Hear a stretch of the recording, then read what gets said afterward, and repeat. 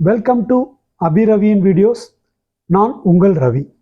இந்த வீடியோவில் நம்ம டிசி ஜெனரேட்டர் ஒர்க்கிங் பிரின்சிபல் பற்றி பார்க்கலாம். வாங்க வீடியோக்குள்ளே போகலாம். டிசி ஜெனரேட்டர் அது எப்படி ஒர்க் ஆகுது அப்படின்னா, ஃபஸ்ட்டு வந்து ஃபாரடேஸ் லா அதை பேஸ் பண்ணி தான் அது ஒர்க் ஆகுது. ஃபாரடேஸ் லா என்ன அப்படிங்கிறத பார்க்கலாம். ஃபாரடேஸ் லாவில் 2 லா இருக்குது. ஃபர்ஸ்ட் லா என்ன சொல்லுதுன்னா, அதாவது ஒரு ஃப்ளக்ஸோட லிங்க்ல இருக்கிற ஒரு கண்டக்டரோ ஒரு சர்க்கியூட்டோ சேஞ்ச் ஆச்சுன்னா, அது மூவ் ஆச்சுன்னா, அதில் ஒரு இஎம்எஃப் வில் பி இன்டியூஸ்ட், அதில் ஒரு கரண்ட் ஒரு வோல்டேஜ் இன்டியூஸ் ஆகும் அப்படின்னு சொல்லுது. இந்த செகண்ட் லா ஸ்டேட்ஸ், அதாவது அப்படி இன்டியூஸ் ஆகக்கூடிய இஎம்எஃப் உடைய அளவு வந்து அதனுடைய ரேட் ஆஃப் சேஞ்ச் ஆஃப் ஃப்ளக்ஸுக்கு தகுந்தால டைரக்ட்லி ப்ரொபோர்ஷனலாக இருக்கும். அதிகமாக rate of change of flux இருந்தாலும் அதிகமான வோல்டேஜ் இன்டியூஸ் ஆகும், அல்லது அதிகமாக மூவ் ஆனாலும் அதிகமான வோல்டேஜ் இன்டியூஸ் ஆகும். ஸோ இதுதான் ஃபாரடேஸ் லா. இதனுடைய அடிப்படையில் தான் டிசி ஜெனரேட்டர் ஒர்க் பண்ணுது. இப்போ டிசி ஜெனரேட்டரில் இந்த இன்டியூஸ் இஎம்எஃப்ல 2 டைப் இருக்குது. டிசி ஜெனரேட்டரில் பொதுவாக அதில் பார்த்தீங்கன்னா dynamically induced EMF, statically induced EMF. Dynamically induced இஎம்எஃப்னா ஃபீல்டு வந்து ஃபிக்ஸடாக இருக்கும். அந்த ரோட்டோரில் வந்து ஆர்மேச்சர் இருக்கும், அது வந்து சுற்றும். அதாவது கண்டக்டர் வந்து மூவிங்கில் இருக்கும், ஃப்ளக்ஸ் வந்து ஃபிக்ஸடாக இருக்கும். அது அப்போ இன்டியூஸ் ஆகிற இஎம்எஃப்க்கு பேர் வந்து dynamically induced EMF. Statically induced இஎம்எஃப்ங்கிறது என்னென்னா, ஃபீல்டு வந்து சுற்றிக்கிட்டு இருக்கும், கண்டக்டர் ஆர்மேச்சர் வந்து ஃபிக்ஸடாக இருக்கும், அதில் இன்டியூஸ் ஆகிற EMF statically induced EMF. So இப்போ டைனமிக்கலி இன்டியூஸ்ட் இஎம்எஃப் அப்படிங்கிறது டிசி ஜெனரேட்டரில் இந்த பிரின்சிபலில் இருக்கும். இது வந்து ஏசி ஜெனரேட்டர், ஏசி ஆல்டர்னேட்டர்களில் இந்த பிரின்சிபலில் ஒர்க் பண்ணுது. இப்போ நம்ம அடுத்த லா, ஒரு முக்கியமான லா, அது வந்து ஃப்ளமிங்ஸ் ரைட் ஹேண்ட் ரூல். இது வந்து மோஷன் ஆஃப் கண்டக்டர், இது வந்து ஃப்ளக்ஸ் அப்படின்னா இந்த திசையில் இருக்கும். இதுதான் ஃப்ளமிங்ஸ் ரைட் ஹேண்ட் ரூல். இதன் அடிப்படையில் தான் டிசி ஜெனரேட்டர், ஏசி ஜெனரேட்டர் எல்லாமே ஒர்க் ஆகுது. இப்போ நம்ம ஒரு ஏசி ஜெனரேட்டர் எப்படி ஒர்க் ஆகுதுன்னு சொல்லி நம்ம பார்க்கலாம். ஒரு ஏசி ஜெனரேட்டரில் வந்து 2 ஸ்லிப் ரிங் இருக்குது, 2 ஃபீல்டு போல் நார்த்து சவுத்து இருக்குது. அதுக்கு நார்த்து சவுத்து, அதுக்கு நடுவில் ஒரு கண்டக்டர் வைக்கப்பட்டிருக்கிறது.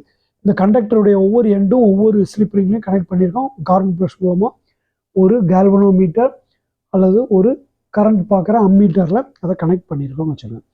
இப்போ வந்து இந்த டிசி இந்த ஆல்டர்னேட்டரை வந்து நம்ம ஆன் பண்ணுறோம்.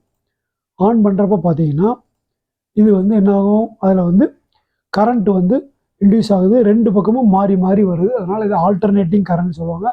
2 ஸ்லிப்ரிங் இருக்கிறதுனால எப்போ இந்த கண்டக்டர் இந்த பக்கமாக கிராஸ் பண்ணுதோ அப்போ இந்த சைடு பாசிட்டிவ் வரும், இதே கண்டக்டர் அந்த பக்கமாக போகிறப்ப இதில் நெகட்டிவ் வரும். ஸோ ஆல்டர்னேட்டிங்காக மாறி மாறி வரும். இது வந்து 2 ஸ்லிப்ரிங்ஸ் வச்சு ஏசி ஜெனரேட்டர் ஒர்க் ஆகிட்டு இருக்குது. இப்போ அடுத்தது நம்ம ஏசி ஜெனரேட்டருக்கு பதிலாக இப்போ டிசி ஜெனரேட்டர் எப்படி ஒர்க் ஆகுதுன்னு பார்க்கலாம். அதுக்கு நம்ம சாம்பிளுக்கு ஒரு 2 போல் டிசி ஜெனரேட்டர் எடுத்துக்கலாம். இது வந்து அதனுடைய ஸ்டேட்டர். அதில் 2 போல் இருக்குது, ஒன்று சவுத்து ஒன்று நார்த். அதில் இது நார்த்துனா இது சவுத். இப்போ நம்ம வந்து இது சவுத் இது நார்த்துன்னு வச்சுக்கணும். 2 போல் இருக்குது. இது வந்து ஃபீல்டு போல். இது வந்து ஒரு டிசி ஜெனரேட்டருடைய பாடி அல்லது யோக் அப்படின்னு சொல்லுவாங்க. இப்போ அடுத்தால அதுக்கு நடுவில் ஒரு ஆர்மேச்சர் இருக்குது. இந்த ஆர்மேச்சரில் 24 ஸ்லாட் இருக்குது. ஆனால் நம்ம அத்தனையிலையும் வைண்டிங் பண்ணலை. நம்ம வந்து ஒரு டெஸ்டிங் பர்பஸுக்காக டிசி ஜெனரேட்டருடைய ஒர்க்கிங் பிரின்சிபலை எக்ஸ்பிளைன் பண்ணுறதுக்காக இதில் ஒரே ஒரு வைண்டிங் தான் கொடுத்துருக்கோம். ஒரு ஸ்லாட்லேயும் அதுக்கு நேர் ஆப்போசிட்டில் இருக்கிற ஸ்லாட் வழியாக, இது வழியாக போகிற ஒயர் அந்த பக்கமாக வந்து இந்த அடுத்த ஆப்போசிட்டில் அதுக்கு நேர் ஆப்போசிட், இது வந்து ஒரு 24 ஸ்லாட்ஸ் இருக்கிற ஒரு ஆர்மேச்சர். இந்த 24 ஸ்லாட்டில் ஒரு ஸ்லாட்டில் போகிறது 13வது ஸ்லாட் வழியாக வர மாதிரி வச்சுருக்கோம். ஸோ இந்த கண்டக்டர் இந்த பக்கம் இந்த அதில் நம்ம ஸ்லிப்ரிங் பார்த்தோம், 2 ஸ்லிப்ரிங் பார்த்தோம் ஏசி ஜெனரேட்டரில். ஒரு டிசி ஜெனரேட்டரில் ஒரே ஒரு ரிங்கை என்ன பண்ணியிருக்கோம்னா 2ஆக கட் பண்ணியிருக்கோம். ஸோ இங்கே கட் பண்ணிட்டோம், இங்கேயும் கட் பண்ணிட்டோம், 2ஆக கட் பண்ணிட்டோம். அப்போ இந்த ரிங்குக்கும் இந்த ரிங்குக்கும் இந்த ஆஃப் ரிங்குக்கும் electrically there is no connection, insulated. இந்த பச்சை கலரில் இருக்குது இன்சுலேட்டட்னு வச்சுருங்க.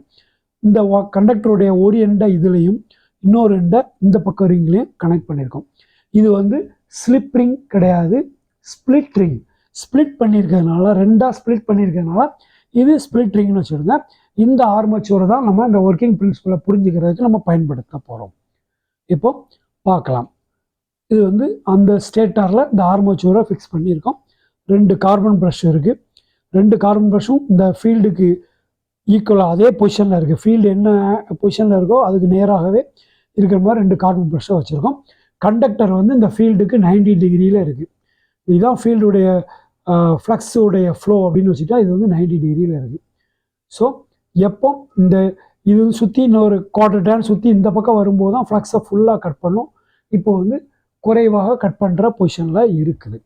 இப்போ இந்த பொசிஷனில் நம்ம என்ன பண்ணுறோம், இதை வந்து ரன் பண்ணுறோம். இந்த ஜென்ரேட்டரை ரன் பண்ணுறோம்.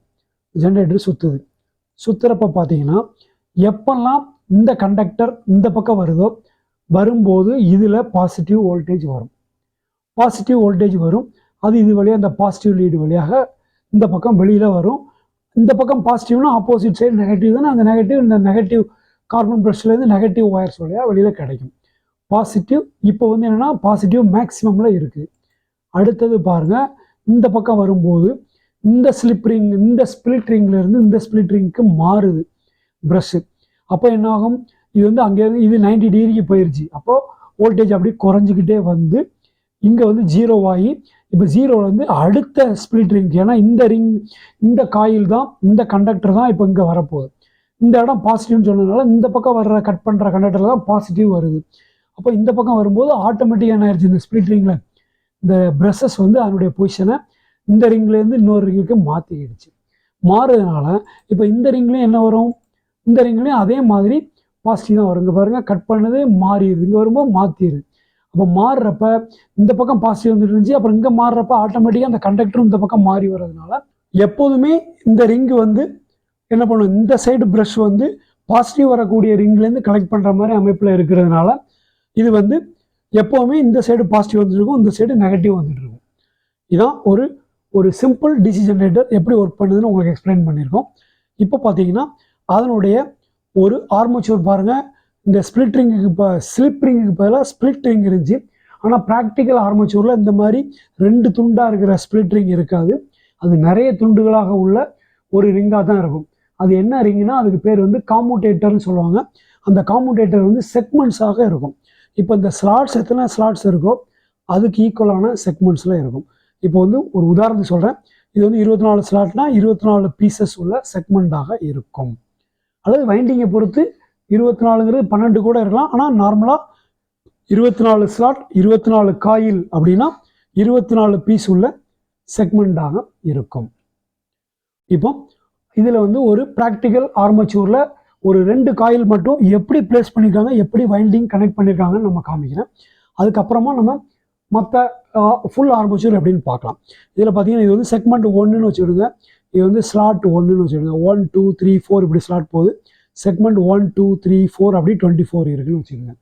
இந்த 1ஆம் செக்மெண்ட்லேருந்து முதல் காயிலுடைய ஸ்டார்டிங் வைண்டிங் வந்து கனெக்ட் பண்ணப்பட்டிருக்கும். அதனுடைய முதல் காயில் இந்த ப்ளூ கலரில் இருக்க காயிலுடைய எண்டு வந்து 2ஆவது செக்மெண்ட்டில் வந்து சேரும். அந்த 2ஆவது செக்மெண்ட்டிலிருந்து 2ஆவது காயிலுடைய ஸ்டார்டிங் போகும். அது வந்து 3ஆவது செக்மெண்ட்டில் அதனுடைய எண்டு வந்து சேரும். இதே மாதிரி வரிசையாக சுற்றி 24ஆவது காயிலுடைய எண்டு வந்து இந்த முதல் செக்மெண்ட்டில் வந்து சால்டர் பண்ணப்பட்டிருக்கும். இது வந்து காமுடேட்டருடைய ரைசர், அந்த ரைசர் பாயிண்டில் வந்து சால்டர் பண்ணியிருப்பாங்க. இந்த கீழே இருக்கிற இந்த ஸ்டெப் வந்து ப்ரஷ் பிளேஸ் ஆகிறதுக்கான பாயிண்ட். இப்போ நீங்கள் ஒரு ஃபுல் ஆர்மேச்சர் எப்படி இருக்கும் பாருங்க, 24 ஸ்லாட் 24 காயில் 24 காமுடேட்டர் செக்மெண்ட், அதில் 2 ஒயர், ஒரு ஒயர் முதல் காயிலுடைய எண்டு, அதுக்கு அடுத்த காயிலுடைய ஸ்டார்ட்டு இதுலேருந்து ஸ்டார்ட் ஆகும். இப்படியே ஒரு க்ளோஸ்டு சர்க்கியூட்டாக இந்த ஆர்மேச்சர் வைண்டிங் பண்ணப்பட்டிருக்கும். இது வந்து லேப் வைண்டிங் சொல்லுவாங்க. லேப் வைண்டிங் இல்லாமல் வேவ் வைண்டிங் இருக்குது. 2 டைப் ஆஃப் வைண்டிங் இருக்குது. நம்ம இந்த இதில் லேப் வைண்டிங்கை பற்றி பார்ப்போம். நம்ம வைண்டிங் பற்றி விரிவாக பார்க்குறப்ப லேப்னா என்ன, வேவ்னா என்ன, அது எப்படி ஒர்க் ஆகுதுங்கிறத டீட்டெயிலாக நம்ம பார்த்துக்கொள்வோம். இந்த லேப் வைண்டிங்கிறத பேரலல் வைண்டிங்னு சொல்லுவாங்க. இது வந்து லோ வோல்டேஜ் ஹை கரண்ட் ஆர்மேச்சூர்ஸ்க்கு எல்லாமே இந்த மாதிரி லேப் வைண்டிங் பயன்படுத்துவாங்க. இப்போ அந்த காமுடேட்டருடைய க்ளோஸ்அப் பார்த்துடுங்க. 2 ஒயர்ஸ் அதில் கனெக்ட் பண்ணப்பட்டிருக்கு. 24 காயிலுடைய 2 ஒயர்ஸும் அதில் கனெக்ட் பண்ணப்பட்டிருக்கு. இப்போ இது வந்து ஒரு 4 போல் டிசி ஜெனரேட்டருடைய ஒரு பிக்சர். இதில் இந்த 4 போல் டிசி ஜெனரேட்டர் எப்படி ஒர்க் ஆகுது அப்படிங்கிறதையும் நம்ம பார்க்கலாம். இப்போ அதில் பார்த்தீங்கன்னா ஒரு 4 போல் டிசி ஜெனரேட்டரில் வந்து என்ன இருக்குன்னா அந்த ஆர்மச்சூரில் 4 ப்ரஷஸ் இருக்குது. ஏன்னா 4 போல்ங்கிறதுனால 4 ப்ரஷ் வழியாக கனெக்ட் பண்ணுறாங்க. 2 பாசிட்டிவ் கலெக்ட் பண்ணுறாங்க, 2 நெகட்டிவ் கலெக்ட் பண்ணுறாங்க. அது ரெண்டையும் பேரலல் பண்ணி அவுட்புட் வெளியில் எடுத்துருக்குறாங்க. ஸோ இந்த 4 போல் டிசி ஜென்ரேட்டருடைய ஒர்க்கிங் கான்செப்ட் பார்த்தீங்கன்னா இதில் வந்து ஒரு டிஃப்ரென்ஸ் பாருங்கள். இதில் வந்து இது வந்து ஒரு சைடு வியூ. இந்த சைடு வியூவில் பார்த்தீங்கன்னா 4 போல் இருக்குது. அந்த 2 போல் டிசி ஜென்ரேட்டர் நம்ம பார்த்தோம் அது எப்படி ஒர்க் ஆகுதுன்னு ஸ்பிளிட்ரிங்கில். அதில் என்னென்னா அந்த போலுக்கு நேராக கார்பன் ப்ரஷ் வச்சுருந்தோம். ஆனால் இப்போ வந்து 2 போலுக்கும் நடுவில் வருது கார்பன் ப்ரஷ். எதனாலன்னு கேட்டிங்க, காமுடேட்டர் செக்மெண்ட்டில் ஸ்டார்ட் ஆகிற காயிலுடைய ஆக்டிவ் ஏரியா இந்த போலுக்கு நேராக இருக்கிற ஸ்லாட் வழியாக போய் இந்த போலுக்கு நேராக இருக்கிற ஸ்லாட் வழியாக ரிட்டர்ன் வந்து 2வது செக்மெண்ட்டில் வந்து கனெக்ட் பண்ணப்பட்டிருக்கும். இதே மாதிரி தான் எல்லாமே இருக்கும். ஸோ அப்போ இதில் இன்டியூஸ் ஆகிற வோல்டேஜ் வந்து இந்த இடத்துல கார்பன் ப்ரஷ் வச்சா தான் அதனுடைய மேக்ஸிமம் வோல்டேஜை கலெக்ட் பண்ண முடியும். அப்படிங்கிறதுனால கார்பன் ப்ரஷஸை ஷிஃப்ட் பண்ணி வைக்கப்பட்டிருக்கிறது. ஸோ இது வந்து இந்த இடத்த கொஞ்சம் முன்ன பின்ன அட்ஜஸ்ட் பண்ணிவிடுவாங்க. அப்படி அட்ஜஸ்ட் பண்ணுறதுக்காக அந்த ப்ரஷ் மாட்டப்பட்டிருக்கிற அந்த ராக்கர் வந்து ஒரு ஹேண்டில் இருக்கும். அந்த ஹேண்டிலை வச்சு அந்த ராக்கர் பொசிஷனை கரெக்ட் பண்ணி மேக்ஸிமம் வோல்டேஜ் கிடைக்கிற மாதிரி அதை செட் பண்ணிவிடுவாங்க. ஸோ இது அதனுடைய ஒரு சைடு வியூ. இந்த சைடு வியூவில் இது எப்படி ஒர்க் ஆகுது அப்படின்னு சொல்லி பார்க்கலாம். இப்போ இது வந்து ஓடுறப்ப இதோடைய கலெக்ட் ஆகி இங்கே வருது. ரெண்டுமே பேரலாக இருக்கிறனால சேம் வோல்டேஜ் தான் வரப்போகுது. ரெண்டையும் பேரல் பண்ணி மோர் கரண்ட் மோர் லோடு கனெக்ட் பண்ணிக்கிறதுக்காக ரெண்டுமே பேரல் பண்ணி எடுத்திருப்பாங்க. So high current less voltage இந்த சிஸ்டத்தில் நமக்கு கிடைக்கும். சைடு ஆங்கிள்லேருந்து இந்த வீடியோவில் நம்ம ஒரு சைடு ஆங்கிள்லேருந்து இந்த கார்பன் ப்ரஷ் எப்படி மாட்டப்பட்டிருக்கு, இது எப்படி ஓடுது அப்படிங்கிறத நம்ம பார்க்கலாம். இது வழியாக ஓடுறப்ப எப்போதுமே இந்த பக்கத்தில் வரக்கூடிய கண்டக்டரில் பாசிட்டிவ் வரும். அது ஆட்டோமேட்டிக்காக இதில் கலெக்ட் ஆகி பாசிட்டிவ். அதே மாதிரி இதுக்கு நேர் ஆப்போசிட்லேயும் இதுக்கு இந்த பக்கம் வரக்கூடிய கண்டக்டரில் வரக்கூடிய இந்த கலெக்ட் ஆகும். ஸோ 2 பாசிட்டிவ் இது வழியாக கனெக்ட் ஆகி டெர்மினலுக்கு வரும், 2 நெகட்டிவ் இது வழியாக கனெக்ட் ஆகி டெர்மினலுக்கு வரும். ஸோ இதன் மூலமாக டிசி அவுட்புட் ஒரு பல்சேட்டிங் இல்லாத ஸ்மூத் டிசி அவுட்புட் கிடைக்கும். நம்ம 2 காயில் மட்டும்தான் பார்த்தோம். ஒரே ஒரு காயில் வச்சு பார்த்தோம். அதில் வந்து பல்சேட்டிங் டிசி வரும்னு சொன்னால் இதில் பல்சேட்டிங் டிசி வராது, ஸ்மூத் டிசி அவுட்புட் கிடைக்கும். இதுதான் ஒரு DC generator working principle. So இது வரைக்கும் இந்த வீடியோவில் நம்ம ஒரு டிசி ஜெனரேட்டர் என்ன பிரின்சிபலில் ஒர்க் ஆகுது, அதில் உள்ள காமுடேட்டர் வந்து எப்படி, அதாவது ஒரு ஸ்லிப்ரிங் இல்லாமல் ஒரு ஸ்பிளிட்ரிங், அதுவும் செக்மெண்டட் ஸ்பிளிட்ரிங்காக இருந்து அந்த காமுடேட்டர் செக்மெண்ட்ஸ் மூலமாக எப்படி ஒரு ஏசி டிசியாக கன்வெர்ட் ஆகுது. காமுடேட்டருங்கிறது ஒரு மெக்கானிக்கல் ரெக்டிஃபயர் அப்படிங்கிறத பற்றிலாம் நம்ம விரிவாக பார்த்தோம். இந்த வீடியோ உங்களுக்கு நல்லா புரிஞ்சிருக்கும்னு நம்புகிறோம்.